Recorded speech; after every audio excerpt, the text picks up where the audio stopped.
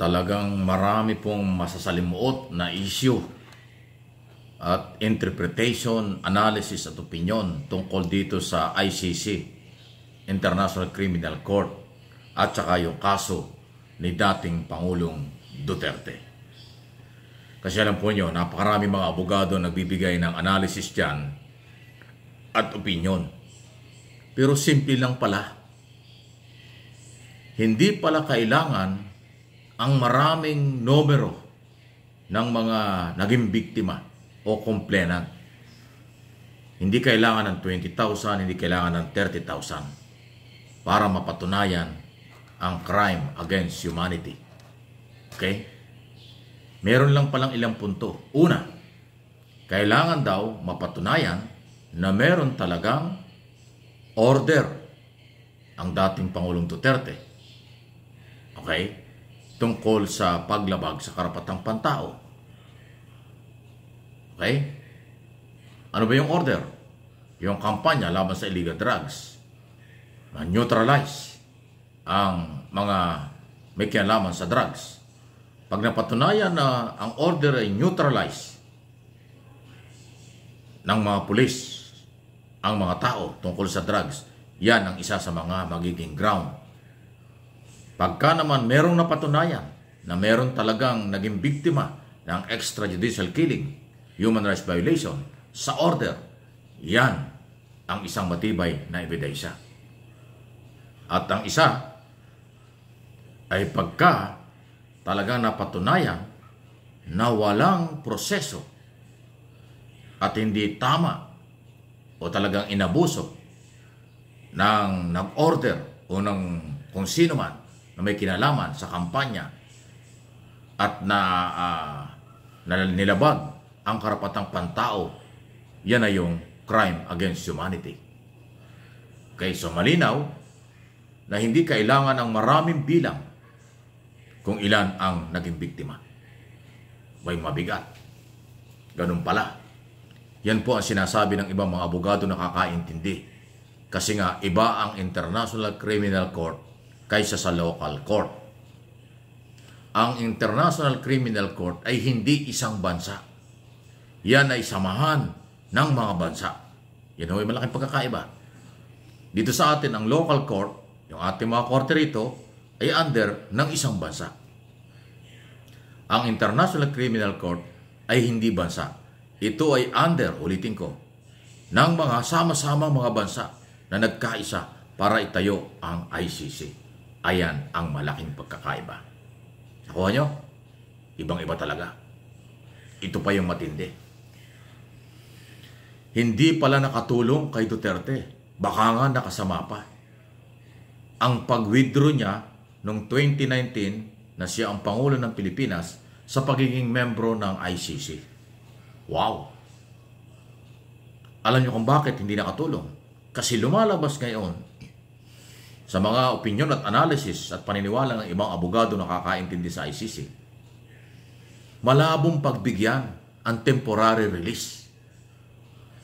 Di ba? Yan ang lagi sinasabi ng mga DDS. Lalabas na ng birthday, hindi naman dumating. Palalabasin na si Duterte, nakalaya na si Duterte, palalabasin at makakalabas na si Duterte, makakauwi ng Pilipinas. Lahat yan pala fake news. Lahat yan hindi totoo. Kasi kahit yung temporary release ay hindi pwedeng pagbigyan. Dahil ang Pilipinas ay hindi naman member ng ICC. Wow! Kumbaga walang jurisdiksyon ang Pilipinas sa kung anong dapat gawin sa isang akusado tungkol sa kaso kalagayan ni Duterte. Kasi ang sinasabi ng iba dyan, nasa kamay daw ni Pangulong Marcos ang pag-asa para makalabas si Duterte doon sa temporary release. Kung makikiusap at hahakbang ang Philippine government para makarating sa ICC. Yun naman pala hindi totoo. Dahil ang sinasabi ngayon at kapangyarihan ng ICC, walang jurisdiksyon ng Pilipinas kasi hindi na kayo member. Hindi kayo pwedeng makaalam sa aming gagawin trial. Hindi kayo pwedeng makaalam sa aming jurisdiksyon kay Duterte dahil siya akusado sa crime against humanity. Ang ICC ang mayroong karapatan kung anong gagawin. Hindi ang Philippine government o hindi papakinggan ng Philippine government kasi hindi tayo member. Yun ang mabigat. kung hindi pala tayo nag-withdraw at kung tayo pala ay nananatiling member ng ICC, pwedeng pagbigyan. Ulitin ko ha, pwedeng pagbigyan ng temporary release ang akusado na katulad ni Duterte kung ang Pilipinas ay member ng ICC. Dahil irerespeto at kikilalanin ng ICC ang magiging apela ng Philippine government dahil tayo ay member. Kung tayo ay member pa. Eh hindi nga tayo member ngayon dahil lang withdraw si Duterte. So hindi na tayo papakialaman. Hindi tayo papakinggan. Naloko na. Ang lupit, akala nila at nag-withdraw sa ICC as member, ay wala na tayong pakialam at hindi tayo pwedeng pakialaman. Hindi pala ganon. Kung tayo ay member ng ICC, pwede pa tayo palang bigyan ng consideration. Pwede pang pagbigyan ng pagkakataong mai-release temporary si Duterte habang may trial kasi tayo ay member ng mga bansa na nagtayo ng ICC. Dahil inuulit ko, ang ICC hindi yan bansa. Yan ay samahan, International Criminal Court ng maraming mga bansa sa mundo. Nandyan lang nakabase sa The Hague, sa Netherlands.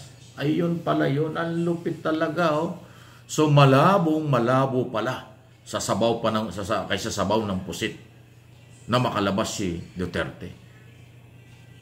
Wow, ganun pala yun. Well, ang sinasabi ng ibang abogado na malamang pro Duterte, diba, ay papakawalan at walang jurisdiction daw ang ICC. Paulit-ulit yun.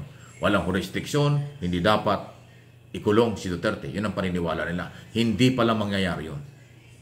Kasi may kaso na, may nag-file, may complainant, may kaso na, okay?